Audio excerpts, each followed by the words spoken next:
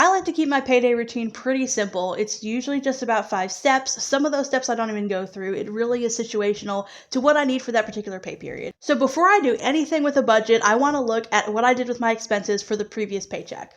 So step number 1 is going to my budget book and jotting down all of my expenses. I want to have a really clear idea of where my money went, whether or not I stayed to my budget, whether or not I had unexpected expenses, all of that.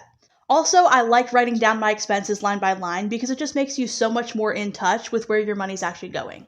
Step number 2 is kind of an extension of that. So next I will go into spending tracker and get all of my expenses in there. So I'm basically writing down every single expense, and then I'm going to spending tracker and entering every single expense. Spending tracker is so simple and straightforward. What I love about using things like spending tracker is, number 1, entering everything manually is just the way I want to do it. Part of it's a trust issue. I don't really want to just be putting my bank account information out there for any random budgeting app to have access to.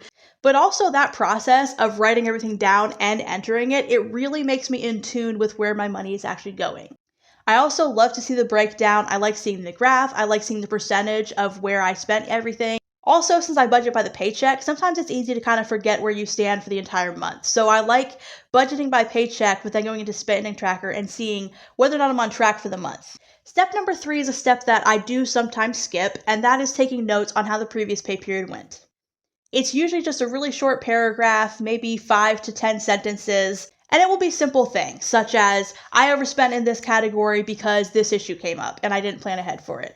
I underspent in this category because I overestimated how much I needed.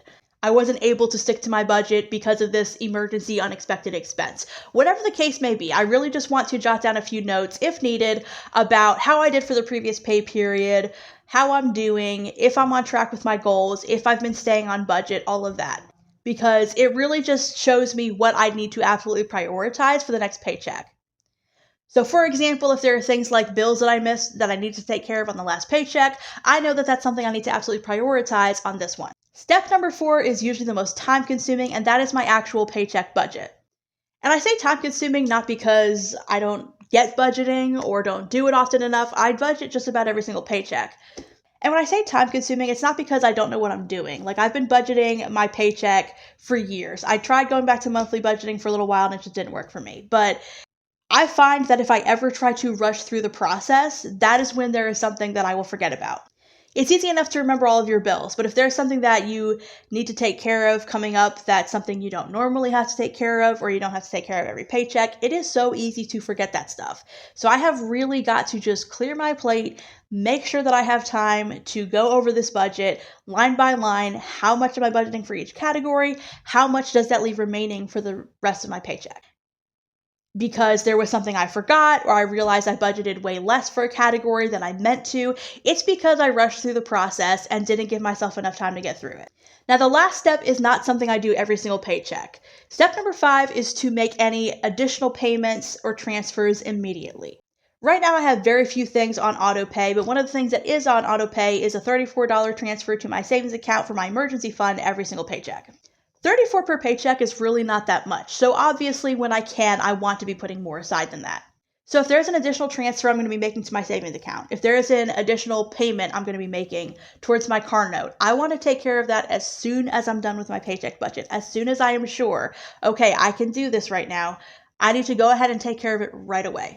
And my reasoning here is really, number 1, I want it just out of the way and taken care of. But number 2, if I let that money just sit in my account for a few days, it's going to start to look like something I can spend. It's going to start to look like, maybe I can go get that thing that I've been wanting. Maybe I can go out a few more times this week than I originally planned.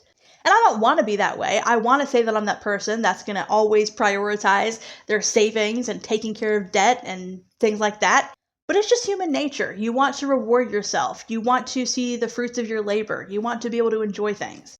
So for that reason, any additional payments are made right away. And that is my 3 to 5 step payday routine. Pretty simple, pretty straightforward, which is how I like it. Now, as I make some progress on some of these goals towards my emergency fund and other things I want to save for, like buying a house someday, my payday routine will probably get a little bit more complex, just to make absolutely sure that I am working towards my goals and that I'm staying on the right path. But for right now, for every payday, that's all I do.